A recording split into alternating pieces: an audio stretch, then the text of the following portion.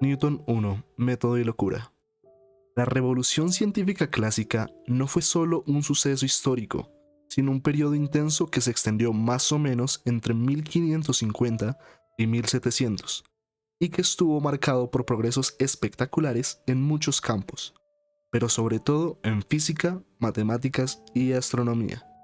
La activa curiosidad e inventiva de los artistas ingenieros del Renacimiento, como Filippo Brunelleschi y Leonardo da Vinci, vaticinó su espíritu, pero es la obra de Copérnico de Revolutionibus Orbium Coelestium sobre las revoluciones de las esferas celestes la que suele tomarse como su documento seminal.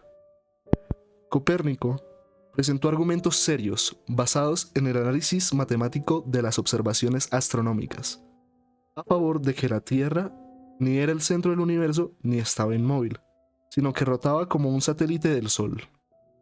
Esa conclusión era una ofensa al sentido común. No hablemos ya de las doctrinas cosmológicas de la Iglesia, influidas poderosamente por Platón y Aristóteles. Pero las matemáticas eran tosudas.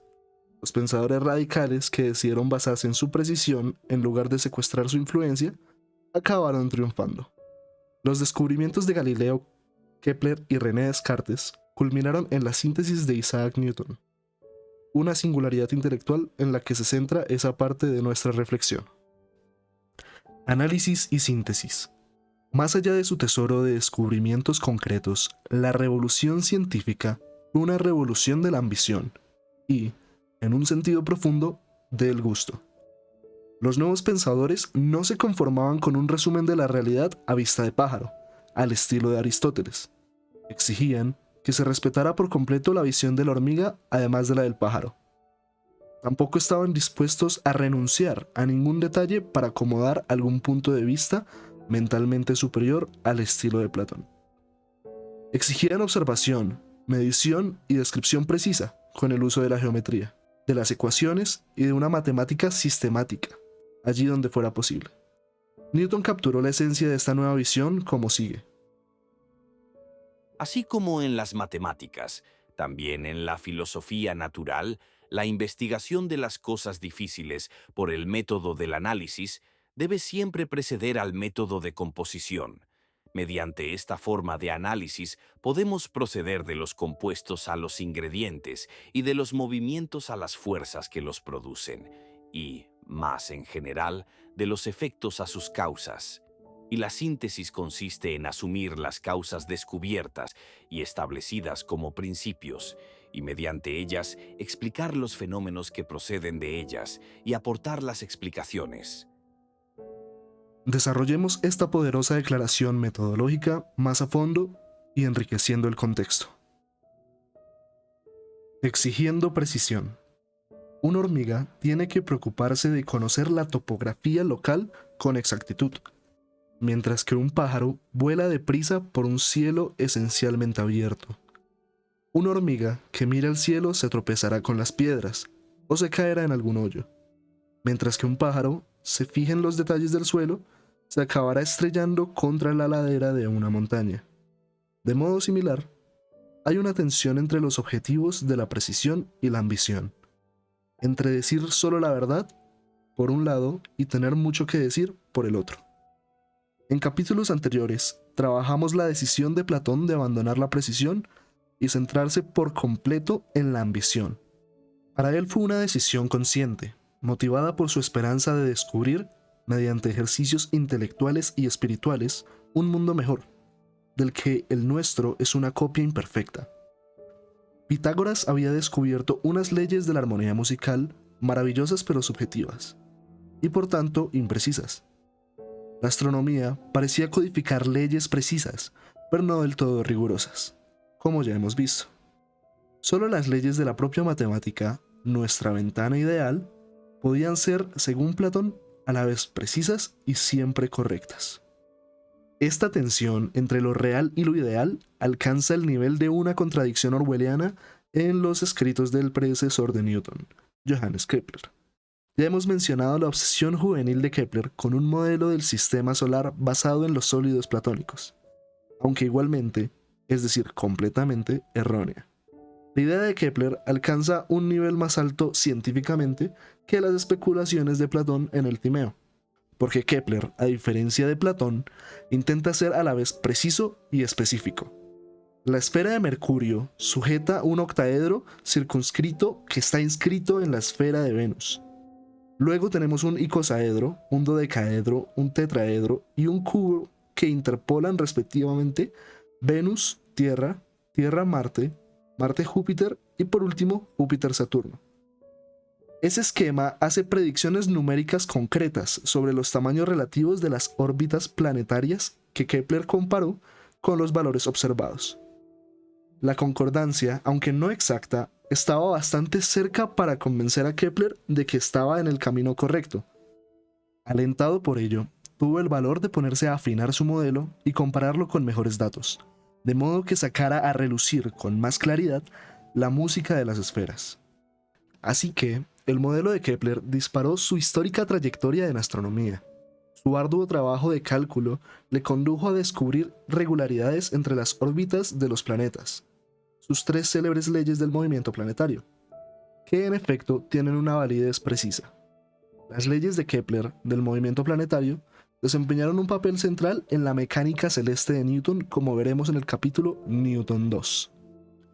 Kepler estaba encantado con estos descubrimientos y justamente orgulloso de ellos, y sin embargo, socavaron de manera fatal los fundamentos de su propio y hermoso sistema de esferas celestiales sujetas por los sólidos platónicos. En sus esfuerzos por hacer justicia a las exquisitamente precisas observaciones de Tycho Brahe, Kepler descubrió que la órbita de Marte no es circular en absoluto, sino que traza una elipse. Hasta aquí llegaron las esferas celestiales. El propio trabajo de Kepler había destruido el fundamento conceptual de su modelo, y su concordancia aproximada con las observaciones no sobrevivió a los trabajos más precisos. Y aún así, Kepler nunca abandonó su sistema ideal. Preparó una versión posterior y muy expandida del Mysterium en 1621. Allí, las leyes precisas aparecen en las notas al pie, socavando el texto como un sobrio interrogatorio que contradice las palabras de un testigo propenso a la fantasía. Símbolo o modelo. Al renunciar a elegir entre ellos, Kepler volvió a caer en la tentación platónica, para anteponer su ideal teórico a la realidad que lo contradecía. Con Newton, la ruptura es decisiva. Las teorías que no describen la realidad son, para Newton, meras hipótesis que se pasan de castaño a oscuro.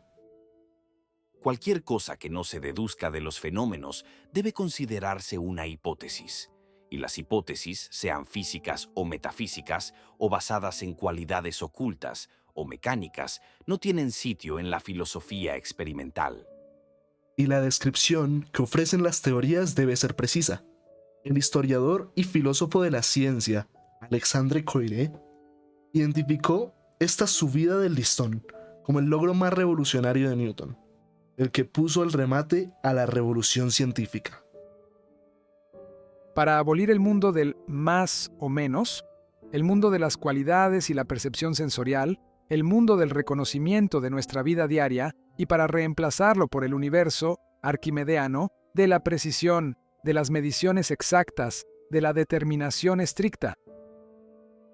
Estos criterios más exigentes del realismo y precisión no son fáciles de cumplir. Platón declaró que eran mutuamente excluyentes, y en la práctica, incluso Kepler se conformó con satisfacer uno u otro. Newton, con su trabajo sobre la luz y la mecánica, mostró que los dos criterios podían satisfacerse, y así aportó unos modelos con el tipo de excelencia teórica a la que nosotros, sus seguidores, aspiramos hoy. Para satisfacer esos criterios, uno tiene que refrenar la ambición prematura, como Newton reconoció. Explicar toda la naturaleza es una tarea demasiado difícil para un solo hombre, o incluso para una sola época. Es mucho mejor hacer un poco con certeza y dejar el resto para otros que vengan después de ti, que explicar todas las cosas mediante conjeturas sin asegurarse de nada. Educando la ambición. Y aún así, el propio Newton era ambicioso en grado supremo.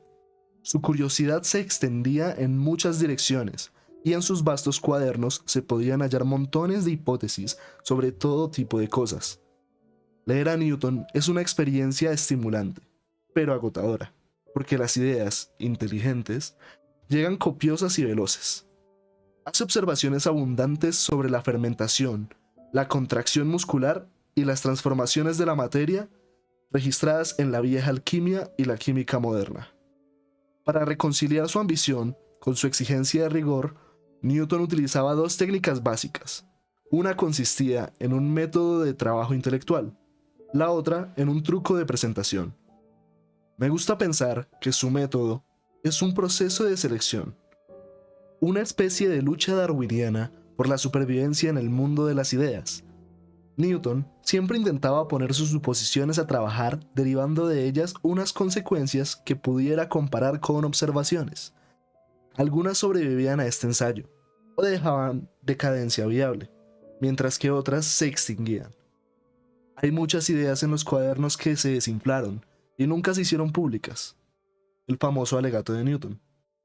No sé lo que puedo parecerle al mundo, pero para mí mismo parezco haber sido solo como un niño jugando en la playa, distrayéndome al encontrar de vez en cuando una piedra más pulida o una concha más bonita de lo habitual, mientras el océano grandioso de la verdad yace inexplorado ante mí. Suele interpretarse como una señal de apropiada modestia. Yo no lo veo así. Newton no era un hombre modesto, pero sí honesto. Él, más que nadie, era consciente de lo mucho que se había dejado sin hacer. Otras de sus suposiciones sobrevivieron, pero no prosperaron lo bastante para alcanzar el listón establecido por Newton. Y este listón lo escondía de la luz pública con un truco. El truco de Newton es de una encantadora transparencia. Se trata de la técnica de meter las declaraciones entre signos de interrogación, porque ya no son aserciones, ni hipótesis, sino solo indagaciones. El último trabajo científico de Newton consiste de hecho en un conjunto de 31 indagaciones que adjuntó a las ediciones tardías de su Óptica. Las primeras indagaciones son preguntas cortas y destacadas, por lo general redactadas en negativo. Esta es la primera, por ejemplo. ¿No actúan los cuerpos sobre la luz a distancia y por su acción curvan sus rayos? ¿Y no es esta acción más fuerte cuanto menor es la distancia? Esta indagación, como muchas de las demás, era realmente una propuesta de investigación, y como muchas de las demás, se demostró muy fructífera. Podemos leerla como una anticipación del curvado de la luz por el Sol y por las galaxias distantes. Importantes descubrimientos de la física del siglo XX. Aunque él mismo no parece haberlo hecho en detalle, no es difícil aplicar la ley de la gravitación universal de Newton a la luz. Si consideramos la luz, como Newton solía hacer, como compuesta de partículas materiales. Las órbitas de las partículas de luz seguirían, según esta idea, al mismo tipo de órbitas que unos planetas que tuvieran la misma velocidad. La fuerza gravitatoria es proporcional a la masa, y la fuerza, en general, equivale a la masa multiplicada por la aceleración. Por tanto, al calcular la aceleración debida a la gravedad, la masa se anula. Newton sabía de la determinación astronómica de la velocidad de la luz que había hecho Ole Rømer, y se refiere a ella en la óptica, donde menciona que la luz emplea entre 7 y 8 minutos en viajar del Sol a la Tierra. Así que Newton estaba en condiciones de estimar el curvado de la luz por el Sol, debido a la gravedad. Es un efecto muy pequeño, demasiado para medirlo con la tecnología de tiempos de Newton. Einstein calculó la curvatura de la luz por el Sol, primero esencialmente como Newton lo habría hecho, y después usando su nueva teoría de la relatividad general, que da una respuesta del doble en 1915. Su predicción se sometió a prueba por una expedición internacional durante el eclipse solar de 1919, cuando las posiciones de las estrellas circundantes se vieron distorsionadas. El éxito de la expedición, que marcó el retorno de los valores comunes europeos tras el fiasco de la Primera Guerra Mundial, causó sensación y convirtió a Einstein en una celebridad mundial. Unas masas y distancias mucho mayores entran en juego cuando la luz de galaxias distantes pasa cerca de otras galaxias que están en primer plano, lo que conduce al fenómeno espectacular de la lente gravitatoria. Las imágenes de las galaxias distantes resultan a veces distorsionadas por el paso de su luz a través de los campos gravitatorios de la materia interpuesta, de modo similar a la distorsión de la imagen de una paja cuando se ve a través del agua. En la figura 13, por ejemplo, los arcos son imágenes distorsionadas de una población de galaxias muy distante, situada de 5 a 10 veces más lejos que el racimo galáctico que hace de lente. Figura 13. Los campos gravitatorios de los cuerpos causan que la luz se curve, creando lentes cósmicas. Aquí se pueden ver unas imágenes enormemente distorsionadas de galaxias, que aparecen como finos arcos. Seguro que Newton habría disfrutado de esta vindicación cósmica de su primera indagación.